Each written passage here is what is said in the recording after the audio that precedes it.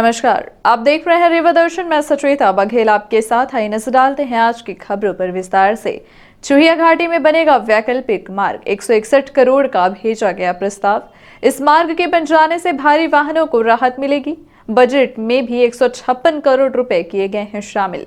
MPRDC द्वारा चुहिया घाटी के वैकल्पिक मार्ग के लिए 161 करोड़ का प्रस्ताव मुख्यालय को भेजा गया है। वैकल्पिक मार्ग के लिए शासन ने 156 करोड़ रुपए बजट में भी शामिल कर लिया है, लेकिन शासन के इस प्रस्ताव को अभी स्वीकृति नहीं दी गई है। बजट में 156 करोड़ का प्रावधान। ऐसा माना जा रहा है कि शासन जल्द ही इस प्रस्ताव को हरी झंडी देगा। बताया गया है कि चुहिया घाटी को जाम से बचाने एमपीआरडीसी शहडोल डिवीजन ने भैंसवार चिगना गोविंदगढ़ मार्ग के निर्माण का प्रस्ताव मुख्यालय को भेजा था। इस मार्ग के बन जाने के बाद भारी वाहनों को चुहिया घाटी से आवागमन में मुक्ति मिल जाएगी। आपको बता दें कि सीधी बस हादसे के बाद वैकल्पिक मार्ग पर विचार किया गया था। हादसे के बाद रीवा पहुंचे मुख्यमंत्री शिवराज सिंह चौहान ने चुहिया घाटी के वैकल्पिक मार्ग की तलाश शुरू कर दी थी। साथ ही उसका निर्माण कराने को भी कहा गया था। इस मार्ग के बन जाने से जिगना गोविंदगढ़ मार्ग को वैकल्पिक मार्ग में विकसित किए जाने से भारी वाहनों को चुहिया घाटी के उतार चढ़ाव और घुमावदार मोड़ से जहां राहत मिलेगी, तो वहीं 50 से 60 टन माल लेकर चलने वाले वाहन को सुविधा हो जाएगी। बड़े वाहन चालक स्वयं इस घाटी में नहीं आना चाहते। ऐसे में यह मार्ग बन जाने से सुविधा के साथ साथ चुहिया घाटी का भी जाम कम होगा।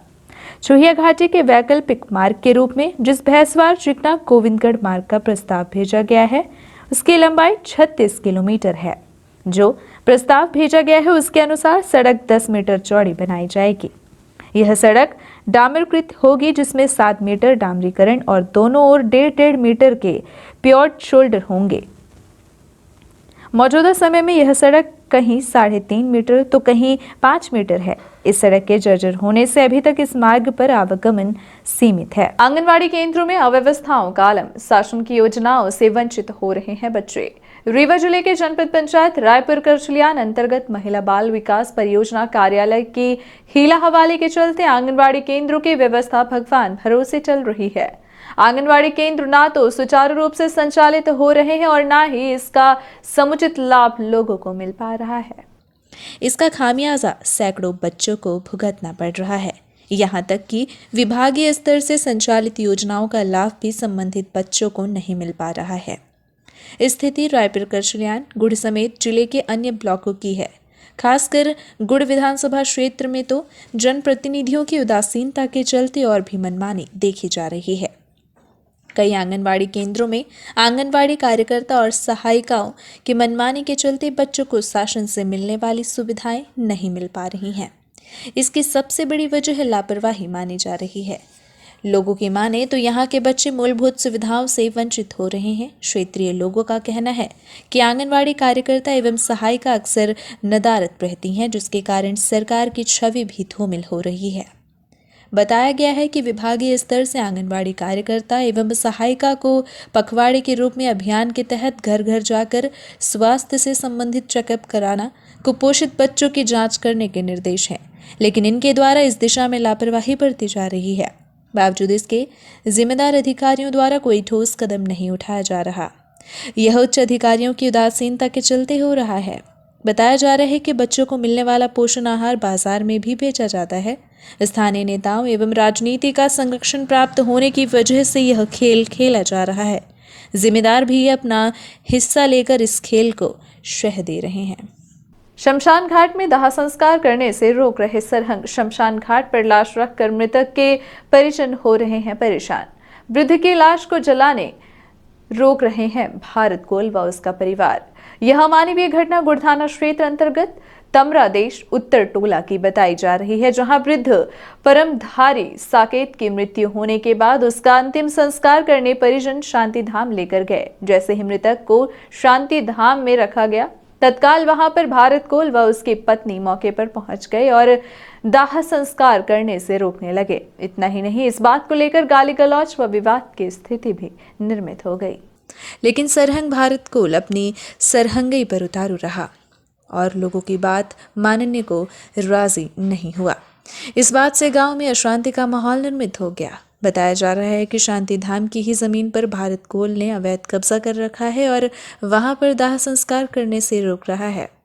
इस बात की जानकारी मिलते ही आसपास के लोग पहुंचे और समझाने का प्रयास किया, लेकिन भारत कोल मानने को राजी नहीं हुआ। तब इस बात की सूचना लोगों ने गुड़ थाने को दी। हालांकि मौके पर पुलिस के पहुंचने के बाद वृद्ध का अंतिम संस्कार वहीं शांति धाम में किया जा रहा है।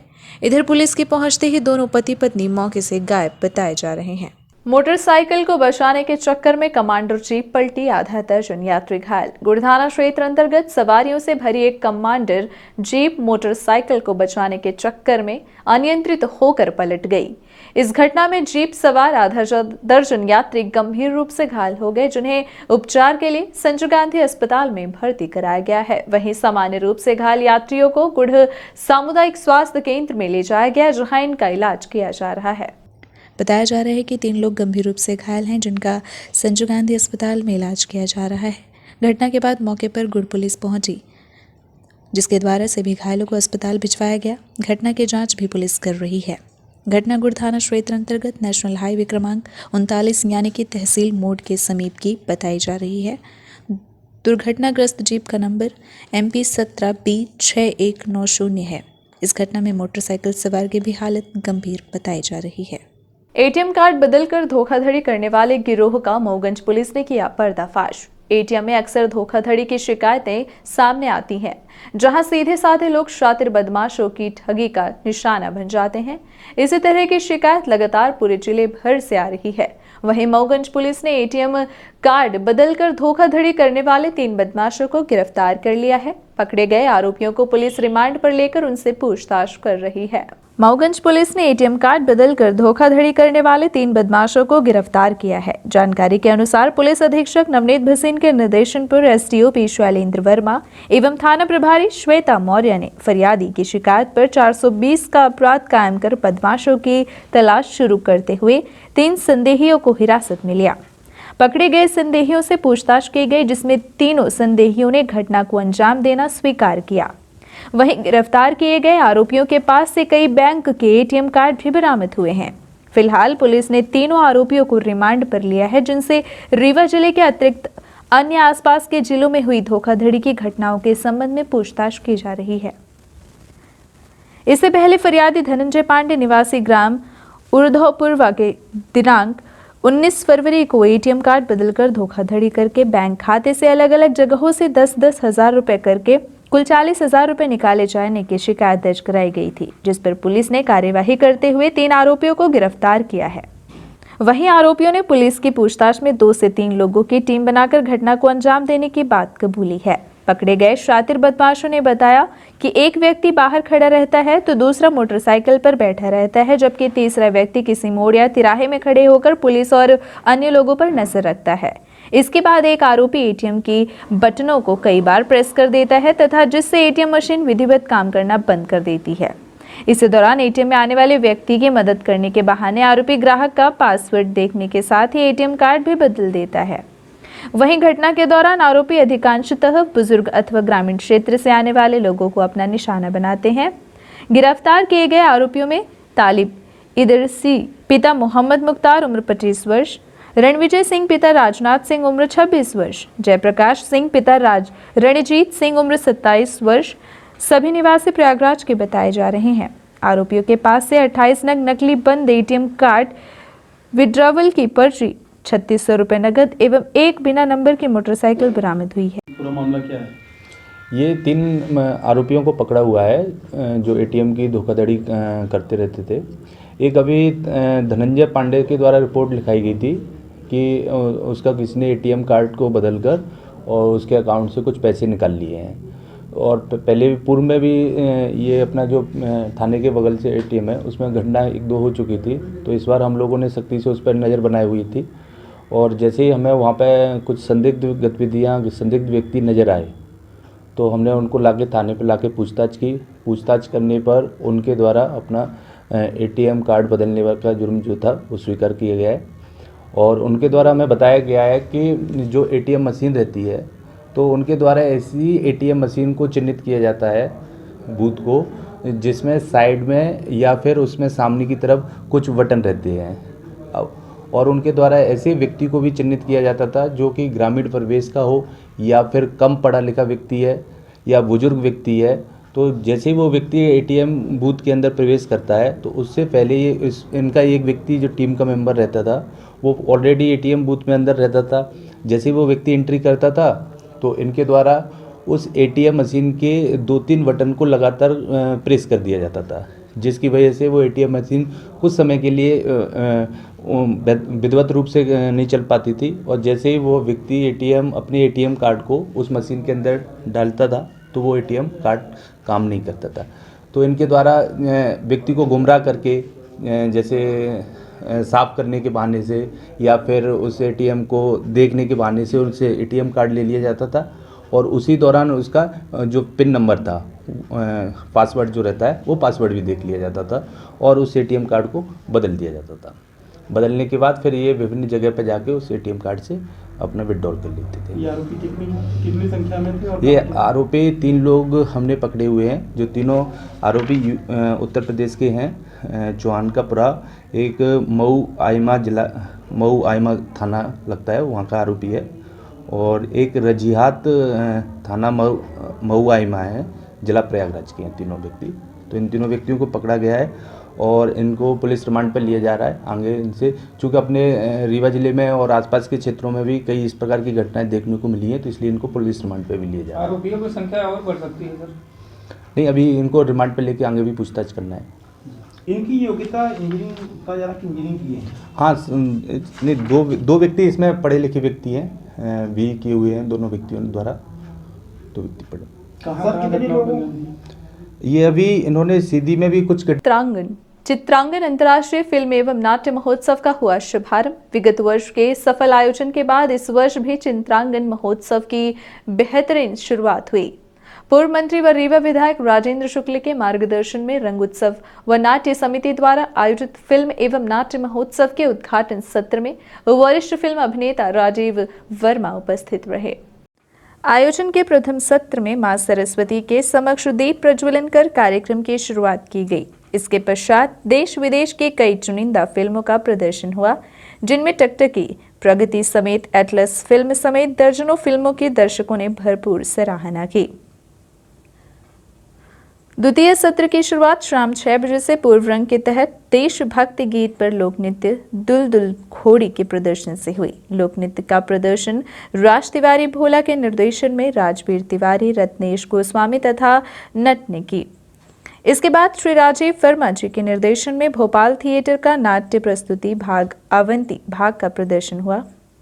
प्रथम दिवस के नाटक में रीता वर्मा, प्रवीण महुवाले, अदीशा नायर, अभिषेक ठाकुर जीवंत अभिनय किया। प्रकाश परिकल्पना दिनेश नायर ने की थी। संगीत निर्माण एवं संचालन रविंद्र टोक का था तथा मंच सज्जा अभिषेक ठाकुर, दिनेश नायर एवं रविकांत पटेल का था। चित्रांगन अंतर्राष्ट्रीय फिल्म एवं नाट्य महोत्सव के द्वितीय दिवस सुबह 1 बजे से फिल्म का प्रदर्शन एवं शाम 7 बजे से प्रयागराज के कलाकारों द्वारा मशहूर निर्देशक प्रवीण शेखर द्वारा निर्देशित नाटक हवालात की प्रस्तुति होगी। फेस्टिवल डायरेक्टर अंकित मिश्रा ने बताया कि इस आयोजन को सफल बनाने में रंग उत्सव नाट्य समिति की पूरी टीम अथक मेहनत कर रही है, जिस कारण आयोजन को शहर के सभी दर्शकों का भरपूर स्नेह प्राप्त हो रहा है। इस तरह आज के आयोजन में भी सभी सुधी दर्शकों एवं कला प्रेमियों का प्रेम एवं आशीर्वाद अभिलाषा है। वरिष्ठ समाज सेवी एवं कला प्रशंसक विभू सूरी, देवेंद्र सिंह, अमित गौतम, अशोक सिंह, विनोद मिश्रा, मनोज मिश्रा, अखंड प्रताप सिंह, सिद्धार्थ दुबे ने आयोजन की सफलता हेतु सभी कला प्रेमी साथियों से अपील करते हुए कहा है कि कृष्णा राज कपूर ऑडिटोरियम में पहुंचकर आयोजन में अपना सहयोग प्रदान करें और कार्यक्रम का आनंद उठाएं।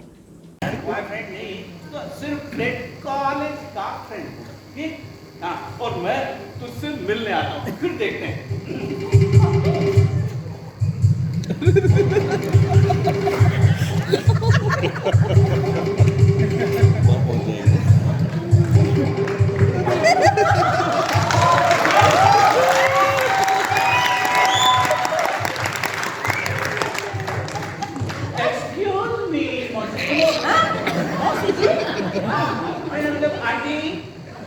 एक्सक्यूज मी, मुझे जरा मेरी फ्रेंड के साथ बात करनी है।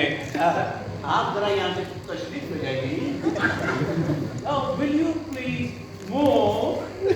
अरे कहाँ हो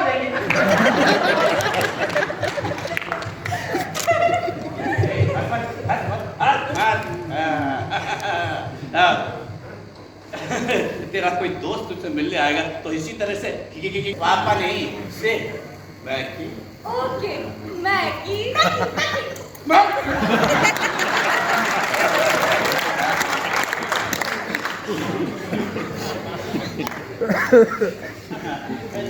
तुम्हारा नाम क्या है? अवस्थी। लवली नहीं, मेरी माँ ने रखा है। तो तुम्हारी माँ को भिजवा दो डोली में बिठा के। अभी डार्लिंग, क्यों कितना डिस्टर्ब कर रही है हम लोगों को, बात ही नहीं करने देना चाहती है। चलती है हम जवानों से, चलो हम कहीं और चलकर बात करते हैं। Please come.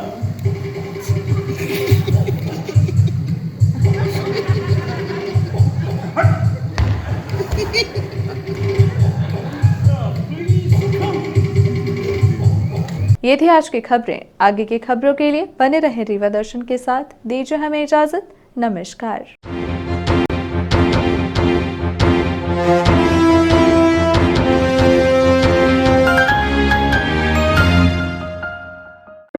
महानगरों के बाद अब आपके शहर रीवा में आ गया है हाई स्पीड के साथ न्यू ब्रॉडबैंड रेलटेल, जिसमें आपको मिलेगी अच्छी स्पीड और बेहतर सर्विस।